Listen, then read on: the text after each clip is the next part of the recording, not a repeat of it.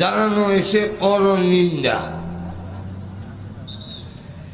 এই পরনিন্দার উপরে আলোচনা করার জন্য আমি আপনাদের সামনে সূরাতুল হুমাযা তেলাওয়াত করেছি।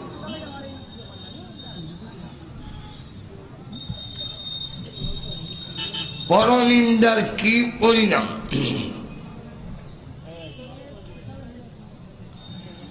আমাদের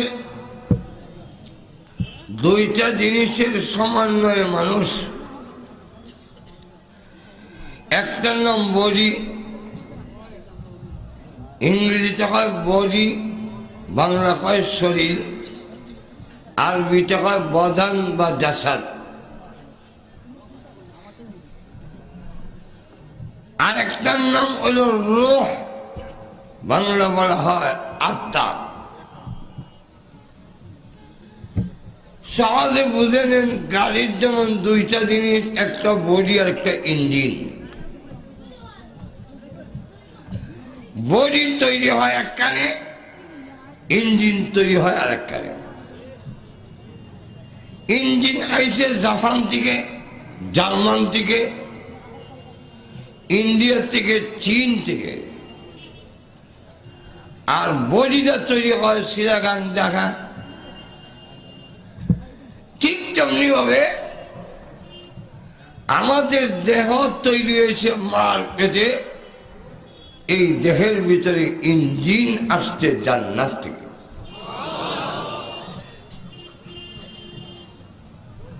এই দুইটা জিনিসের সমন্বয়ে মানুষ। কিছু রোগ আছে যে রোগগুলো মানুষের দেহকে শেষ করে দেয়, আবার কিছু রোগ আছে আত্মারে শেষ করে দেয়। দেহ যেহেতু মার্কেটে তৈরি হয়েছে, এটারও কিছু খাদ্য আছে।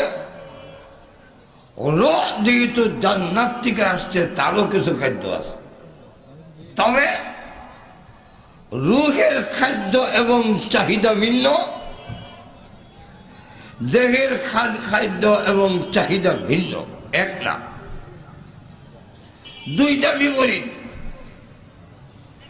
মানুষের দেহে জাহান্নামের দিকে টানে, জান্নাত মানুষকে, রূহ মানুষকে জান্নাতের দিকে টানে। এই দুই জিনিস বিস্তারিত আলোচনার সুযোগ নেই।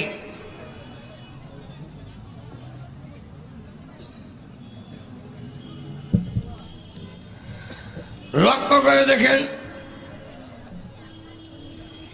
ইঞ্জিনের শক্তি যদি না থাকে, বডির মধ্যে যদি লোড বেশি হয়, দেখবেন ইঞ্জিনের কাজ হইল সামনে অগ্রসর হওয়া। স্টার্ট দিতে হইলে সামনে দিকে ধরবেন, ঠিক না? বডির কাম হইল সাইড টানা, গাদা করাইতো। আমি তো মনে করছিলাম সাইকেল যখন চালাইতাম ভারী, রিক্সা চালানি তো খুব ইজি, কারণ দুই চাক্কা দেখানো ভারী, তিন চাক্কা তো কমই লাগে না।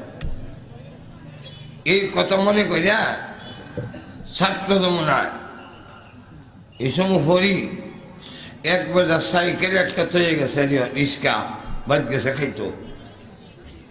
আর মনে মনে নিয়ত করলাম, বেটা রিক্সাটা আমি চালাই যাই। রিক্সা ওইটা যখন খালি হেডে আড়া দিছি, এক সাইড টান যে দিল, আমি আর ভাবলাম না রক্ষা করলাম। শেষে খালো হলাম, আমি তলে, রিক্সা আমার উপর।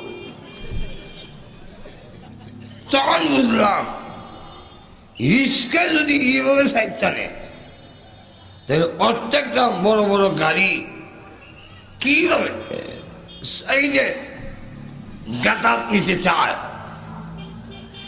ইঞ্জিনের যদি শক্তি না থাকে, বডি টেনে নিতে পারে না। ঠিক তেমন হবে আমাদের রূহ জান্নাতের দিকে টানে, আর বলি সাইতেন না জাহান্নামে দিতে চায়। এই কারণে ইঞ্জিন যাদের শক্তিশালী তারা বুড়া হতে পারে, ইবাদতের এবং ঈমানের স্পিরিট তাদের কমে না। আর যাদের ইঞ্জিন দুর্বল, একবারে গুষ্টের চাল পার হইতে পারে, ফজরের নামাজের সঙ্গে উঠতে পারে না।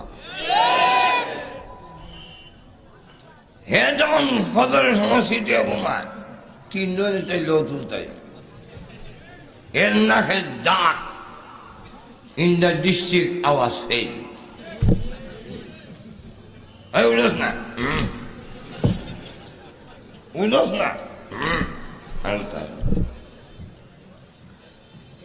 কিন্তু ইঞ্জিন তাদের শক্তিশালী হলো, তারা 90 বছর বয়স হইলেও আসক্ত করে তাহাজ্জুদের মধ্যে দাঁড়ায় 5 পারা 10 পারা খতম করে দেয়।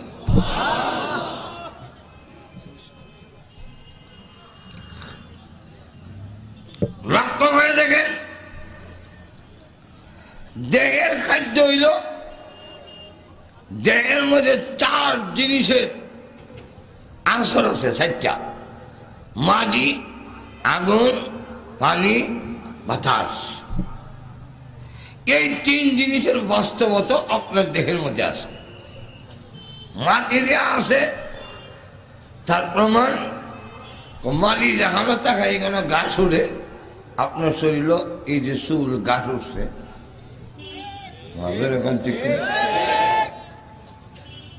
মাটিতে আছে। গোসল একদিন না করে মর দিবেন, দেখবেন ফেঁকে শাখা লাগা না।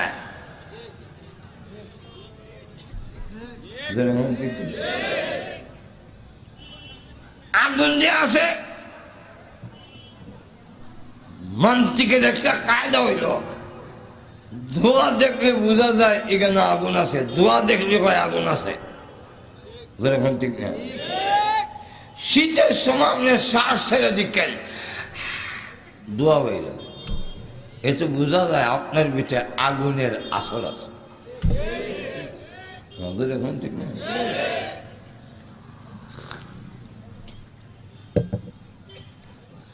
আপনার ভিতরে হানি আছে, এই জন্য ফিদের মধ্যে কিল মারলে এখানটা হানি হয়ে যাবে।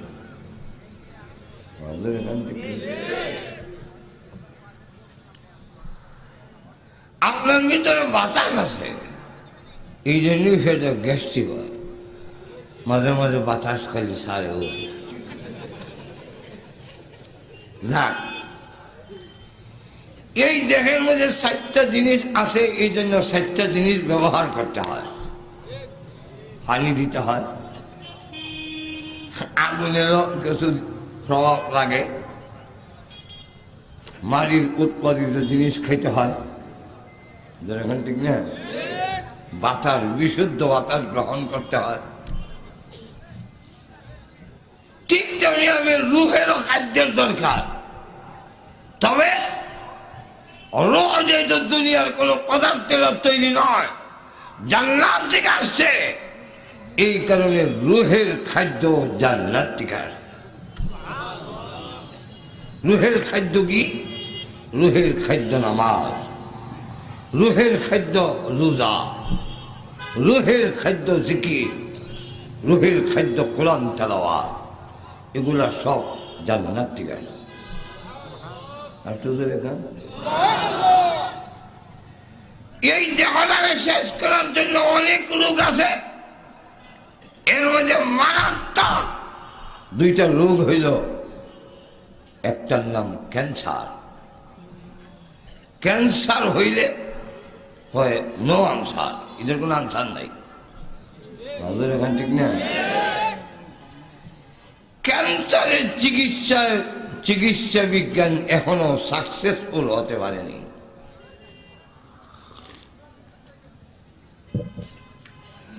দুই একজন যদি বাঁচি যায়, এটা আল্লাহর কুদরতে বাঁচে, এটা চিকিৎসার কারণে না। আর তো এখন ক্যান্সার যদি হয় দেখা শেষ, এইডস যদি হয় দেখা শেষ। ঠিক তেমনি হবে রোগের কিছু বেমার আছে, এই বেমার যদি হয় তাহলে তার আখিরাতের জিন্দেগি শেষ। আরো জোরে কম, আরো জোরে। ক্যান্সার হইলে এই দেহ যেমন শেষ হয়ে যায়, দুনিয়ার জীবন শেষ, দুনিয়ার লাইফ শেষ। এইডসের মতো মহামারী রোগ দেখা দিলে যেমন তার এই দেহের জিন্দেগি লাইফ শেষ, ইদার আর চলবে না। ঠিক তেমনি ভাবে রূহেরও কিছু রোগ আছে, কিছু রোগ বড় মারাত্মক, যেইগুলো হইলে তার আখিরাত একবারে বরবাদ হয়ে যায়। এর মধ্যে একটার নাম হলো বড় নিন্দা। বড় আর তো ধরে গণ বড় নিন্দা।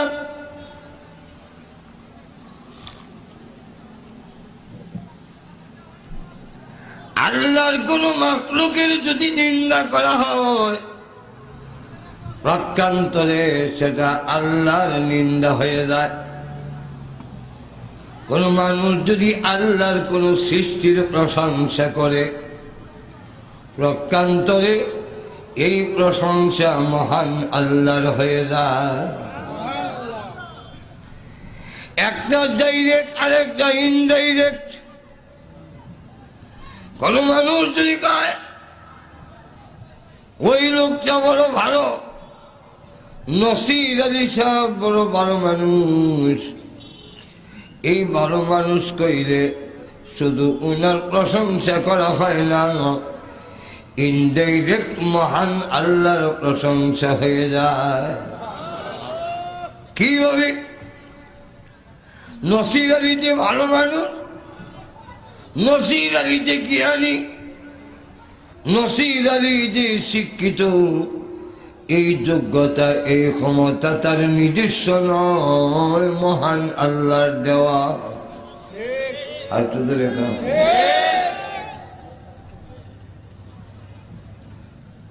একটা হলো ডাইরেক্ট আর একটা হলো ইনডাইরেক্ট। যদি কেউ বলে প্রশংসা করে, ভাই মুন্সি বাজারে আমি কিছু আম নিয়ে বসলাম, আমগুলো খান, বলো আমগুলো মজা, এগুলোর মধ্যে কোনো আঁশ পাইবেন না। ও ভাই, দুধের মধ্যে ছেড়ে দিলে একবারে মিশে যায়। একবার যদি এই মিষ্টি আম খান, পরের সপ্তাহে মুন্সি বাজার আমারে লাইট দিয়া তালাশ করতে থাকবেন। এইভাবে যদি আমের প্রশংসা করে, আল্লাহ বলেন ইনডাইরেক্ট এটা আমার প্রশংসা হয়। কেমনে আমার প্রশংসা? এই মজার আম নিজে নিজে হয় নাই, আম যে সুস্বাদু, এই সুস্বাদু আম আমি আল্লাহ তৈরি করেছি। তাহলে যে কোনো মাখলুকের প্রশংসা করলে এটা তখন আল্লাহ প্রশংসা করে। যে কোনো মাখলুককে যদি নিন্দা করা হয়, প্রত্যন্তরে আল্লাহকে নিন্দা করা হয়। এই জন্য এক হাদিসে এসে, হাদিসে কুদসি, ও আনাদ দাহ, তোমরা সমরে গালি দিও না। মেঘের ঘরের মেঘ, তোমরা আসমান সে দূরে গেছে, দিনের ঘরের দিন, বাতাসের ঘরের বাতাস, মঙ্গলের ঘরের মঙ্গল, শনির ঘরের শনি। আজকাল দিন যোগ করে বলুন কি? এইভাবে যদি আল্লাহর কোন সময়কে দিনকে গালি দেওয়া হয়, আল্লাহ বলেন আমার হচ্ছে গালি দিস।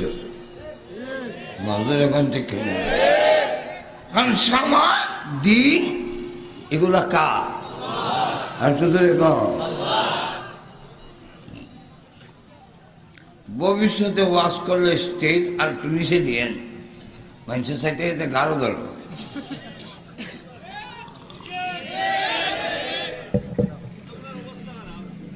অবস্থা খারাপ না? পথ কাঁদেন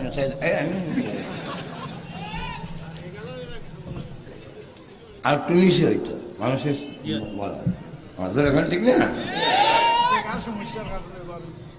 ও তো ইটাও তো উঠলে ইটা গাছের মধ্যে একটু নিচে দাঁড়াইতে।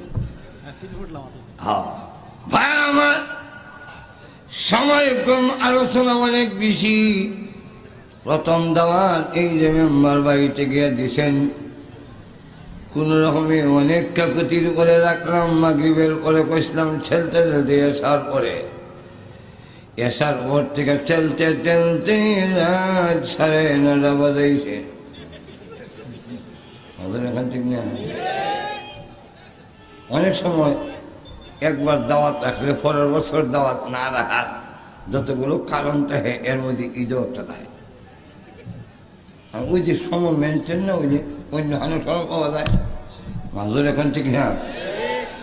ভাই আমার জন্য একটি সাবজেক্ট যদি বোঝাইতে হয় লম্বা সময়ের দরকার। তাহলে এখন আসুন, আল্লাহর কোন মাখলুককে নিন্দা করো না। এমনকি একটা কুত্তারও যদি দুরুদ কুত্তাটা রে শুনে গেছি রে। নূহ নবী একটা কুকুরকে দেখতে বলছিলেন, কুকুরটা এত বিশ্রী, সঙ্গে সঙ্গে আওয়াজ আসলো, হে নূহ নবী, এর থেকে সুন্দর কুত্তাকে তুমি বানাইতে পারবে? ঘুমাই গেছেন নাকি? দাদা পারবো নি? শুধু রেখা পৃথিবীর কেউ পারবে না।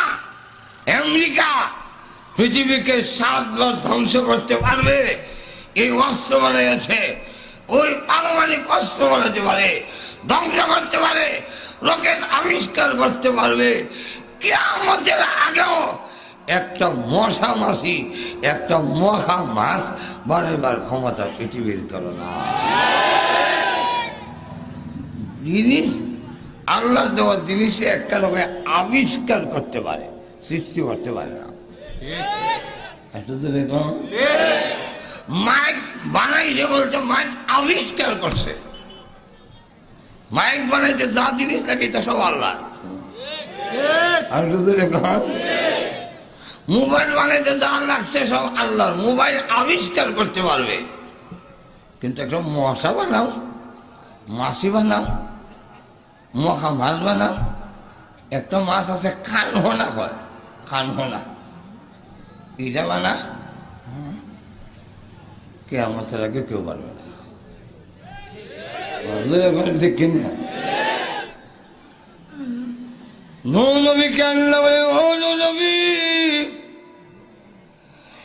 এই কুকুরটা যদি বিশ্রী হয়, এর থেকে সুন্দর একটি কুকুর তুমি বানাইয়া দেখাও। আল্লাহ পারবো না। তা যদি না পারো, আমার বানানো কুত্তারে কেন তুমি বিশ্রী কইলা? নূহ নবী, ওনার আসল নাম কেউ বলেন আব্দুল গফফার, কেউ বলেন ইয়াসাকির আলাইহিস সালাম। নূহ ওনার আসল নাম নয়। নূহ শব্দের অর্থ হলো ক্রন্দন করা। উনি বেশি বেশি কাঁদতেন, এমন কান্দা তিনি কাঁদতেন, তাফসীরে কাবীরের মধ্যে লিখেছে, তাম পৃথিবীর মানুষের কান্নার পানি যদি এক জায়গায় জমা করা হয়, দাউদ নবীর সমান হবে না। দাউদ নবী সহ তাম পৃথিবীর মানুষের কান্নার পানি যদি এক জায়গায় জমা করা হোক, নূহ নবীর কান্নার সমান হবে না। এত কান্দা তিনি আল্লাহর দরবারে কেঁদেছেন, প্রভু গো, কেন আমি কুত্তারে বিশ্রী কইলাম? কারণ তোমার কোন সৃষ্টিকে হেয় করার অধিকার আমার নাই। আর তো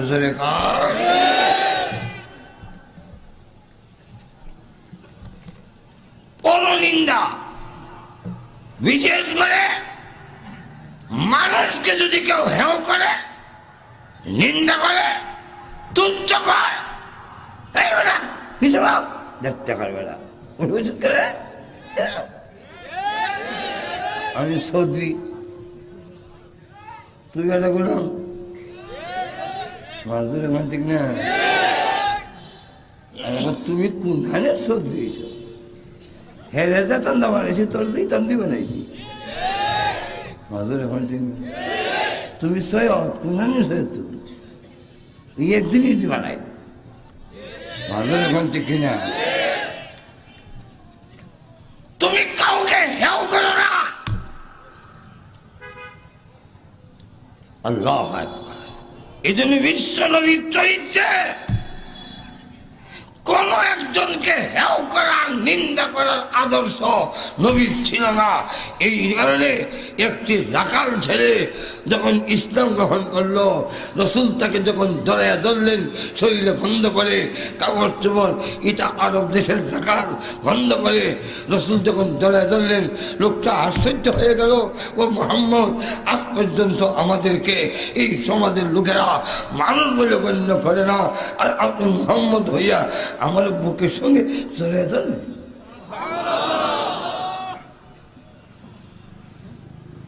আল্লাহ বলেন, বিশেষ করে মানুষ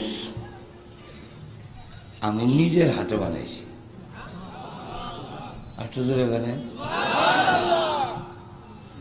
এই জন্য একটা মানুষের ইজ্জত সম্মান বাইতুল্লাহ শরীফ থেকেও বেশি। আমরা কি কন, কাবাগর বাইতুল্লাহর ইজ্জত আসেনি? কেউ যদি কাবাগরের ইজ্জত করে, অপমান করে, হেও করে, তাহলে আপনি কি তো সার দিবেননি? তাহলে ভালো মানুষ করবেননি।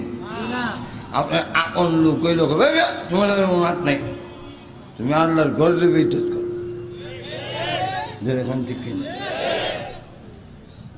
কিন্তু কাবাগরের যে ইজ্জত, তার চাইতে 1000 গুণ বেশি ইজ্জত একটা মানুষের আল্লাহর কাছে। নবীজি খানায় কাবার সামনে দাঁড়ায় তিনি ঘোষণা দিলেন, ও বাইতুল্লাহ, তোমার অনেক ইজ্জত, তোমার অনেক সম্মান, কিন্তু ওই আল্লাহর কসম করে বলি, ওয়াল্লাযী নাফসি বিয়াদি, যার হাতে আমার প্রাণ, সেই আল্লাহর কসম করে বলি, রে কাবা বাইতুল্লাহ, তুমি বাইতুল্লাহর চাইতে একজন মানুষের ইজ্জত সম্মান আল্লাহর কাছে আরো 1000 গুণ বেশি। কাবাগর যদি কেউ ভাঙে, কেউ ইজ্জত করে, যেই ঘর ইব্রাহিম নবী বানিয়েছেন এই ঘর ভাঙলো। আর মানুষের মাথা যদি কেউ আঘাত করে, মানুষকে যদি কেউ নিন্দা হেও করে, আল্লাহ বলেন, যেই জিনিসটা আমি বানাইছি তুমি তার গায়ে হাত দিছ। তুমি তার ইজ্জত নষ্ট করেছ। বুঝাবার জন্য কইতাম নেই। আর তো তোর এখন নবীর নাম শুনছেন তো? দাওয়াত দিচ্ছেন 950 বছর। কয়শো বছর? আর পাবলিকে কলে কিন্তু হাত তোল মারে। উনি আল্লাহর কথা কয়, লা ইলাহা ইল্লাল্লাহ, আল্লাহ ছাড়া কোনো মাবুদ। আমরা দেশে যারা আল্লাহর কথা কয়, ইসলামের কথা কয়, এরা ওই জঙ্গিবাদ। আর যেটা আজ্ঞা বসে না, মৃত্যু হাইন লয় না, মদ খায়, এরা হয় একজন রহমতের।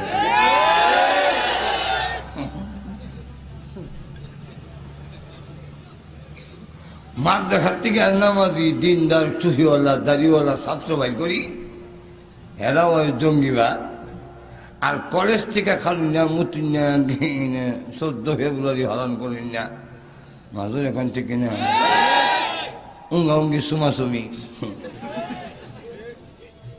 আমরা রকম জঙ্গিবাদ, এরা বোঝা যায় রহমতের ফেরাস্তা সাপ্লাই দেয়। উল্টা পাল্টা কাম না। নবী দাওয়াত দেয় লা ইলাহা ইল্লাল্লাহ, আল্লাহ ছাড়া কোনো মাবুদ নাই। এই কথা কি উনার পক্ষে কথা বলছেন আল্লাহর দিকে? আর মানুষের হাত তো দেয় যায়, মারতে মারতে উনি অজ্ঞান হয়ে যায়। জিবরাইল এসে উঠায়, সমস্ত শরীরের জখমগুলো মালিশ করে দেয়, সঙ্গে সঙ্গে ইমন ভালো হয়, একটা দাগ হতায় না। নবীজিকে আগামীকাল কি কাজ? জিবরাইল আমার কামটা কি দেখো, এই কাম ওই এই কাম মানে আরো হাতড়ি দেখাইতাম বুঝলে যে আরো হাতড়ি দেয়। 9.5 বছর খাইছে একটা আশা, আশা নিয়ে। কি আশা? যে এই লোকগুলো যারা আছে হন এটা মরে গেলে ছোট ছোট বাচ্চাগুলো যখন বড় হইব হেরা আমার দাওয়াত গ্রহণ করব। যেরকম ঠিক না,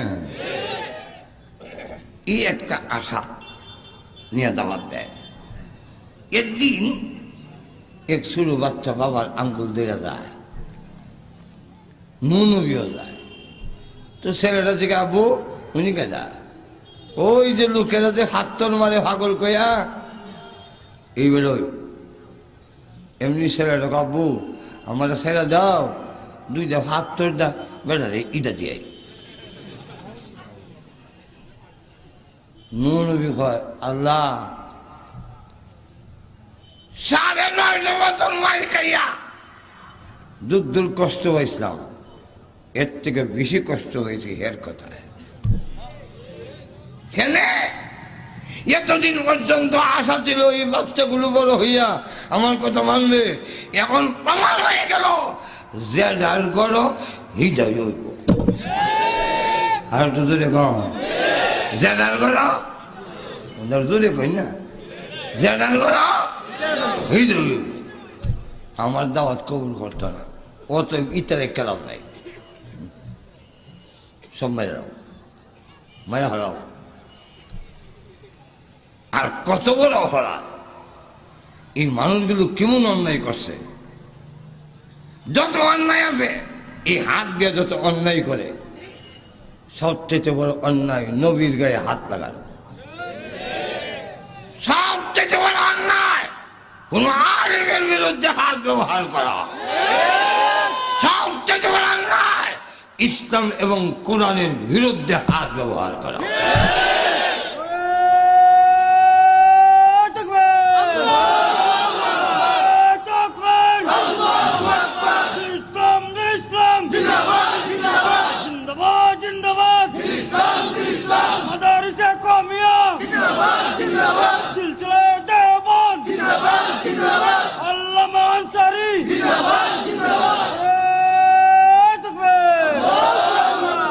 আল্লাহ পাক এক সূরা নাযিল করছেন, তাব্বাত ইয়াদা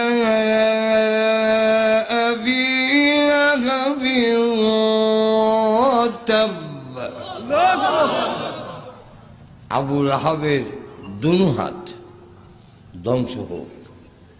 এর অর্থ ইডা না দুনুরা হাত ধ্বংস হোক, ঠ্যাং বাড়াতে হোক, দোনো হাত বাড়া নষ্ট হোক, ধ্বংস হোক, কল্লাটা বাড়াতে হোক। অর্থ এটা না, অর্থ হইল আবু লাহাব ধ্বংস হোক। কিন্তু আল্লাহ হাতের নাম উল্লেখ করলেন কেন? ইয়াদা, ইয়াদুন মানে হাত, ইয়াদা দুনো হাত। দুনো হাত কেন আনলেন? তাফসীর কারকরা 3টা জবাব দিছেন। এর একটা জবাব হইল আবু লাহাব দুনো হাতে হাতর লইছে রসুল মারার জন্য। আল্লাহ বুঝাইতে চান যে হাত নবীর বিরুদ্ধে যায়, যে হাত আলিম ওলামার বিরুদ্ধে যায়, সেই হাত আল্লাহর কাছে সবথেকে নিকৃষ্ট হাত। বুঝতেছেন? নবীকে মেরেছি কত বড় অপরাধ! 9.5 বছর এরপরে নবী বদদুয়া দিয়েছেন, আল্লাহর কাছে বলছেন قال رب لا تذر على الأرض من الكافرين ديارا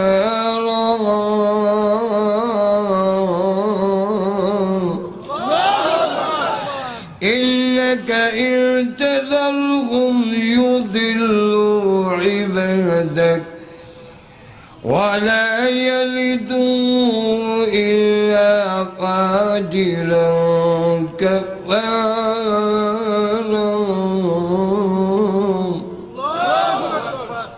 আল্লাহ একটা কাবিরের ঘর বাড়ির সন্তান তুমি রাখো না, দয়া মুতে সাফ করো, কারণ ইটির ব্লাড নষ্ট, যাদের ঘরে হৃদয় হইব ওই আলাম নাই, ওই আলাও। আল্লাহ রাব্বুল আলামিন এমন বন্যা দিলেন, সবচেয়ে উঁচা জায়গায় 40 গজ পানি হয়েছে, খাওয়াবার কোনো জায়গা নাই, ঠাই নেওয়ার কোনো জায়গা নাই। এই অবস্থায় আল্লাহ রাব্বুল আলামিন 40 দিন পর্যন্ত বন্যা রইল। ওপর থেকে পানি পড়ে, নিচ থেকে পানি উঠে, কাবাঘর পাথরের নিচে পড়ে ধ্বংস হয়ে গেল। আল্লাহ রাব্বুল আলামিন 40 দিন পরে নূহ নবীর নৌকা যখন শুকনা লাগাইয়া দিলেন, সেখানে তিনি আবার ওই 40 জন মতান্তরে 80 জন নারী পুরুষ নিয়ে নৌকার থেকে নিচে নামলেন। আল্লাহ রাব্বুল আলামিন এবার অর্ডার দেয়, ও নূহ নবী এবার কিছু মাটির পাতিলা বানান। আল্লাহ গো, মাটির পাতিলাটা কি করবো, কি করবে না করবে সেটা পরে, আগে মাটির পাতিলা বানাও, তবে বড় বানাইও ছোটো বানাইও, মাইজম হাইতলাও বানাইও, ছোটো বড় মধ্যম। নূহ নবী মাটির পাতিলা বানাইতে চাল দিছে। এবার আল্লাহ হুকুম দিল, নবী আর মাটির পাতিলা বানাইও না, এবার স্টপ, একটা লাঠি দাও। লাঠি কি করবো আল্লাহ, একটা একটা হয়তলা ভাঙব। প্রভু তুমি কি জানো না, নিজের হাতে কোনো জিনিস বানাইলে ভাঙতে যে মায়া লাগে। আল্লাহ বলেন, আমি জানি, তোমারে জানাইবার লেগে অর্ডার দিছি।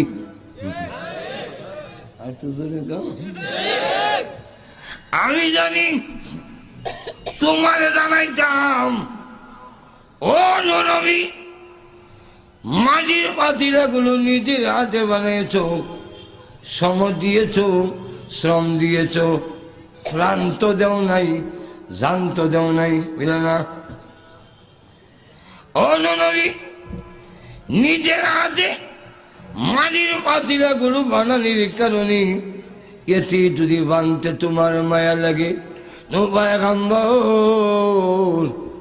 এই মানুষগুলো অন্যায় করছে, এই মানুষগুলো তোমার গায়ে পাথর মেরেছে, কিন্তু এদের আমি নিজ হাতে বানিয়েছি। এবার তুমি বুঝে নাও, তোমার বদদুয়ার কারণে হাজার হাজার মানুষগুলো ধ্বংস করতে আমি মহান আল্লাহর কেমন মায়া লেগেছে।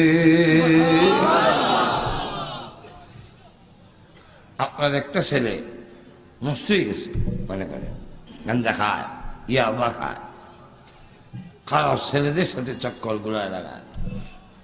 আমি গিয়ে ফেলাম আপনার কাছে, ভাই এই যে নষ্ট হইতেছে, বিচার করেন। আপনি লাজি লইয়া ইচ্ছা মতে ফিজাইয়া বিছনাথ হুতাইয়া এরপরে বইয়া নিজ কান্দে আর কয়, এমন মায়ের মারলাম ফুয়ারা রে, জন্ম দিছি তো আমি।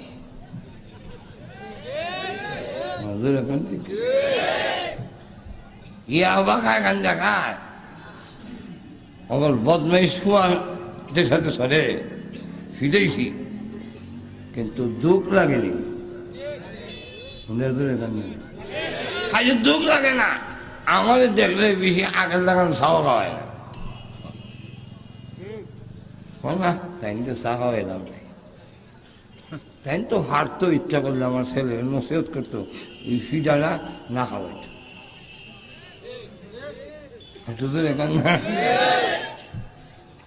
সেই মানুষগুলোকে যাক বিস্তারিত আলোচনা করতে গেলে লম্বা। আমার তেলাওয়াতকৃত সূরা সূরাতুল হুমাযা। এই হুমাযা কেউ বলেন উমাইয়া ইবনে খাল, কেউ বলেন উকবা ইবনে আবি মুআইদ। এর নামে নাযিল হয়েছে। কেন? কাফেরদের চরিত্র তুলে ধরছেন এই আয়াতের মধ্যে। এর মধ্যে একটা হলো তাদের ছিল হুমাযা ও লুমাযা। হুমাযা কারে কয়? হুমাযা কয় কাউকে সামনে হেও করা, সামনাসামনি তার নিন্দা করা। ওই বলা কোন দিন থেকে তোরা মানুষ হইলে রে? মজুর এখন ঠিক কিনা? এই ওরা তোর বাপ চাচা তো বলতে আমার বাড়িতে কামলা আসিল রে। মজুর এখন ঠিক কিনা? এইভাবে কাউকে সরাসরি নিন্দা করাকে হুমাযা বলা হয়। কি বলা হয়? হুমাযা। এটা কিন্তু মানুষের পরকাল ধ্বংস করার জন্য মারাত্মক একটা ব্যাধি।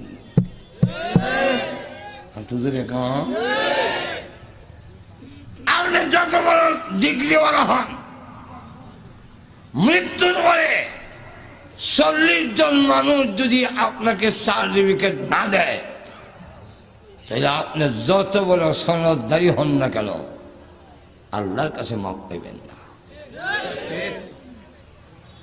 আপনি যত বড় নেককার লোক হন না কেন, তাহাজ্জুদ করতে করতেছে আওয়ামী লীগ সরকার, কিন্তু মানুষকে যদি আপনি মূল্যায়ন না করেন, আল্লাহ বলেন তোমার আমার এই গুলামের দ্বারা নাজাত পাওয়া যথেষ্ট নয়। আর তো জোরে কর।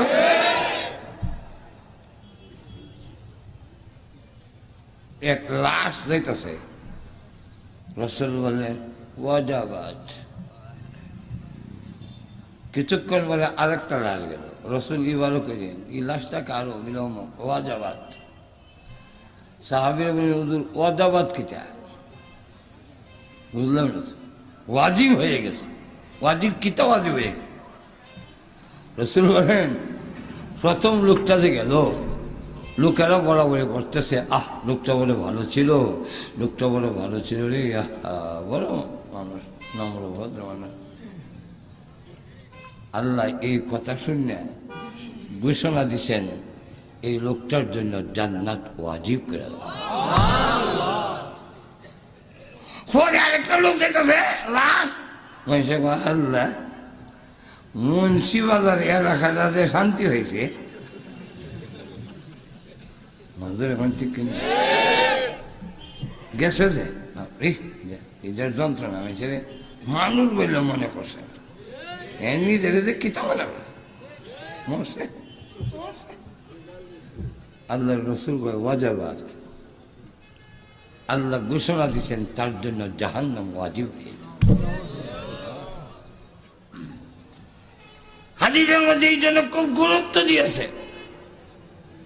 যে মানুষকে কখনো তোমরা হেও করো না, সামনাসামনি তিরস্কার করো না, তাকে শুধু মনে করো না, বরং তুমি মনে করো আমার চাইতে হে হয়তো অনেক উপরে। আমার হয়তো সামনার খারাপ বিষয় হইতে পারে, মাজুর এখন ঠিক না, আমার হয়তো শরীরের গঠন ভালো হইতে পারে, আমার হয়তো মাথার মেধা বুদ্ধি ভালো হইতে পারে, আমার হয়তো সহলভ সুনাম অনেক বেশি হইতে পারে। আপনি একজন মুসাফা করতে আইলে একটা ধাক্কাতে হলাই দেওয়া, তাকে দূরে ফেলাই দেওয়া, হেও করে দেওয়া কখনো সমর্থিত হবে না। এর কারণ হয়তো এমনও হইতে পারে যাকে আপনি হেও করছেন এই লোকটার মর্যাদা আপনার চাইতে আল্লাহর কাছে বেশি।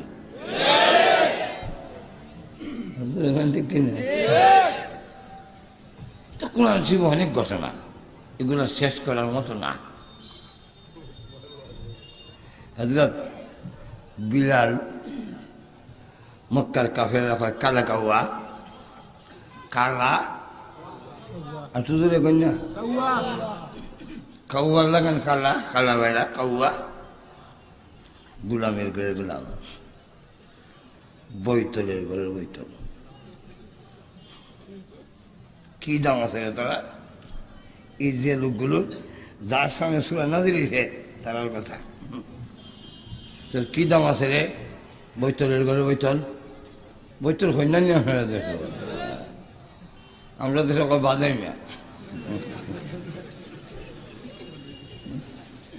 গুলামের ঘরের গুলাম খারা খাওয়া, তোর কি দাম আছে রে? আরেকজন হলেন আব্দুল্লাহ ইবনে মাসউদ, কঙ্কাল, আদি ছাড়া কিচ্ছু নাই, গোষ্ঠী নাই, বংশের আবিদায়িত্ব নাই। তো দেখা যাক ওয়াসখারুনা মিনাল্লাযীনা আমানু, কি বিশেষ করে এরা মিলে ইসলাম কায়েম করল। হাত পাউলি সরু সরু ফেরটা মুড়া, এটার কোনো কি দাম আছে সমাজে? এরা ইসলাম করবে। আল্লাহ তখন আয়াত নাযিল করে বলেন ওয়াল্লাযীনা তাকাউ ফাওকাহুম ইয়াওমাল কিয়ামাহ,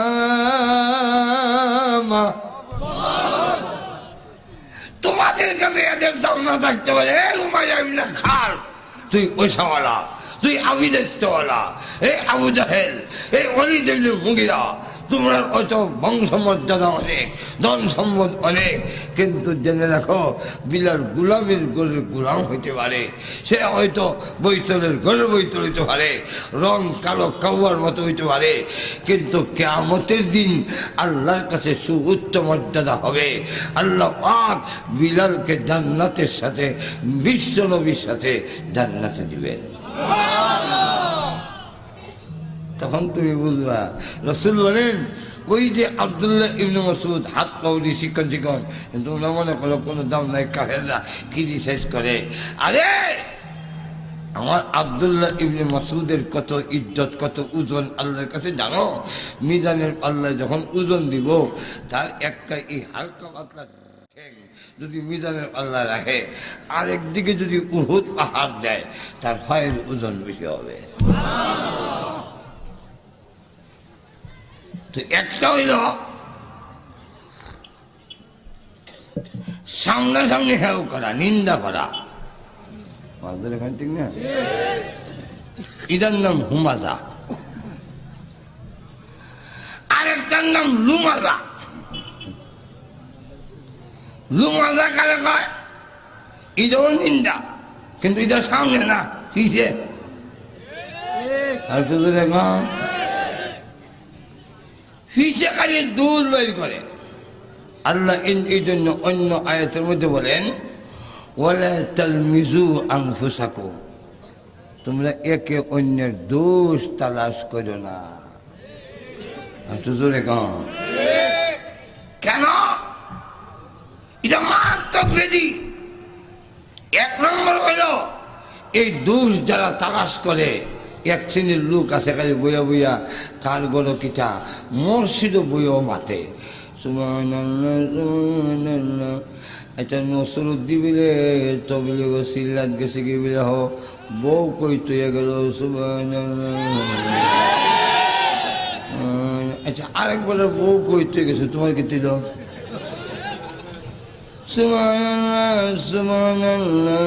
নসরুদ্দিন আজি সাহেব 3 বার ওয়াজ করছে, একটা পুরা মানুষ, একটা ছেলে মেয়েও মানুষ করতে পারল না। সুবহানাল্লাহ। আরেক বছর সন্তান মানুষ হয়েছে, তোমার কি মাঝে এখন ঠিক এই পরনিন্দা পিছনে করে। 1 নম্বর হলো তার আমল বরবাদ। 2 নম্বর হলো অন্য হাদিসে বলা হয়েছে যে তুমি যদি আরেকজনের দোষ বাইর করো, জেনে রেখো তোমারও দোষ আরেকজনে বাইর করবো। আর দুজনে কও তুমি যখন খালি তালাশ করবা দেখি হ্যান্ডি দূর বের করতাম পারি, তো হি বেড়ার আত্মীয় স্বজন যারা আছে হ্যাঁ বই থাকবো, তোমার নিয়ে কোনো দূর হাতে বের করতাম।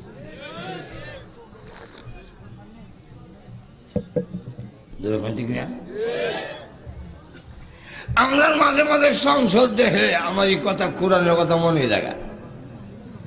সংসদে উঠতে আওয়ামী লীগে বিএনপি আর জিয়াউর রহমানের দুষ্কারী কেমনে কইত, আর বিএনপি হইতে ওই বঙ্গবন্ধু আর শেখ হাসিনার দুষ কেমনে কইত। কি তারা এতে কি দেখা যায় কাজের কাজ কিচ্ছু হয় না, খালি একজন আরেকজনের দুষ কইতে হইতে চায়। ওখান থেকে না আল্লাহ বলেন তোমরা একে অন্যের দোষ তালাশ করো না। যদি তুমি দোষ তালাশ করো বেটার দোষ নাই আর দোষ দাও, তাহলে জেনে রাখো একদিন এই দোষে তুমি দূষিত হইয়া মরতে হইবে। এই কারণে আল্লাহ রাব্বুল আলামিন আমার তেলাওয়াত কিছু সূরায় আল্লাহ এই সূরা উমাইয়া ইবনে খালদ ওয়ালি উকবা ইবনে আবি মুঈত এদেরকে লক্ষ্য করে বলেন ওয়াইলুল লিকুল্লি হুমাযাতিল লুমাযা, যারা মানুষকে সামনাসামনি নিন্দা করে, যারা সামনাসামনি একজনকে হেউ করে অপমান করে, অথবা পিছনে পশ্চাতে তার দোষ তালাশ করে, পশ্চাতে তার পিছনে পিছনে মন্দ কয়, তার হেউ করে, তার ইজ্জত নষ্ট করে, মানুষের সম্মান নষ্ট করে, আল্লাহ রাব্বুল আলামিন বলেন ওয়াইলুন, তাদের জন্য ধ্বংস, তাদের জন্য বরবাদি। এই হলো একটা ব্যাখ্যা। আর একটা ব্যাখ্যা হইল ওয়াইলুন জাহান্নামের একটি জায়গার নাম হইল ওয়াইল, যেটা অত্যন্ত ভয়াবহ শাস্তির জায়গা, যেখান থেকে শাস্তির ভয়াবহতা এমন জাহান্নামের অন্য অঙ্গ প্রত্যঙ্গ সেখান থেকেও তারা আক্ষেপ করে আল্লাহ ওয়াইল নামক জায়গার এই জাহান্নামের শাস্তির প্রখরতা আমরা সহ্য করতে পারি না, ওই জায়গার নাম হলো ওয়াইল। আল্লাহ রাব্বুল আলামিন বলেন যারা দুনিয়াতে মানুষকে সামনে হেউ করে, মানুষকে নিন্দা করে, মানুষকে হেউ প্রতিপন্ন করে, অথবা মানুষের পিছনে তার বদনাম চর্চা করে, দোষ তালাশ করে, জাহান্নামের ওই ভয়াবহ জায়গায় হবে মৃত্যুর পরে তার ঠিকানা। গেল দুই। অন্যদিকে আল্লাহ বলে আল্লাযী জামাআ মালান ওয়া আদ্দাদা, তিন নম্বর তাদের আরেকটা রোগ হলো, এইগুলা রোগ হলো আধ্যাত্মিক রোগ, এগুলো দেহের রোগ নয়। আরেকটা রোগ কিটা, এই সমস্ত কাফেররা মাল জমায় আর শুধু হিসাব করে আর গনে। আল্লাযী জামাআ মালান, মাল জমায়, ওয়া আদ্দাদা, আর খালি হিসাব করতে থাকে, গনতে থাকে। ৫,০০০ তৈছি, আরো ১,০০০ তৈলে ৬,০০০ হইব, আরো ২,০০০ তৈ তাহলে ৭,০০০, ৮,০০০ হইব, আরো ২,০০০, আরো ২,০০০, ১০,০০০, এইভাবে খালি গনতে থাকে, খালি হিসাব সঞ্চয় করে জমা করে আর খালি হিসাব লাগায়। আল্লাহ রাব্বুল আলামিন বলেন আর মনে মনে তাদের এই পুরা ধারণা, পুরা বিশ্বাস, আল্লাযী জামাআ মালান ওয়া আদ্দাদা ইয়াহসাবু আন্না মালাহু আখলাদা, এই মাল সামান আমাদের চিরস্থায়ী, হাত ছাড়া হবে না। আল্লাহ বলেন না, কাল্লা, তোমার এই বড়াই, তোমার এই বড়ত্ব, তোমার এই অহংকার চিরজীবন থাকবে না, বরং একদিন লায়ুমবাযান্না ফিল হুতামা, হুতামার মধ্যে তুমি নিক্ষিপ্ত হবে। আল্লাহ নিজে বলেন ওমা আদরাকা মাল হুতামা, ওগো নবীজি আপনি কি জানেন হুতামা কি? এর আগে নবীও জানতো না হুতামা কি। আল্লাহ বলেন হুতামা কি আপনি জানেন?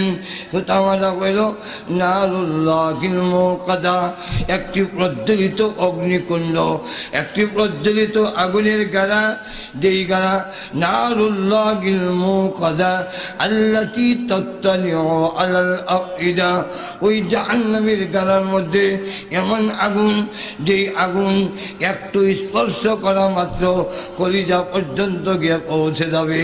যখন তাদের হৃদয়ে জাহান্নামের আগুন উদয় হবে আর কি আল্লাহ التي تطلع على الأفئدة إنها عليهم مؤصدة। আর সেখানে তাকে আবদ্ধ করে রাখা হবে, জাহান্নামের ভিতর থেকে বের হয়ে আসতে পারবে না। আর ফি আমাদিম মুমাদ্দাদা অথবা ফি উমুদিম মুমাদ্দাদা, জাহান্নামের মধ্যে আগুনের বড় বড় স্তম্ভ, বড় বড় পিলার আছে, সেখানে তাদেরকে বেঁধে রাখা হবে।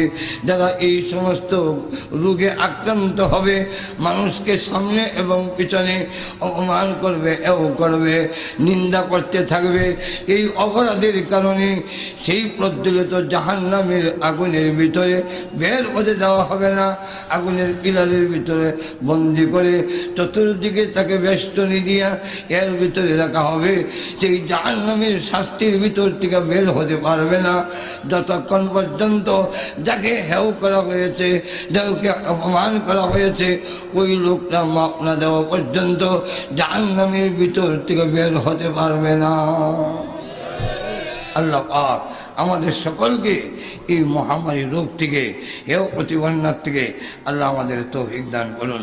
সকলে জুড়ে সকলে নামে আর কত যত সান্দা করলে কি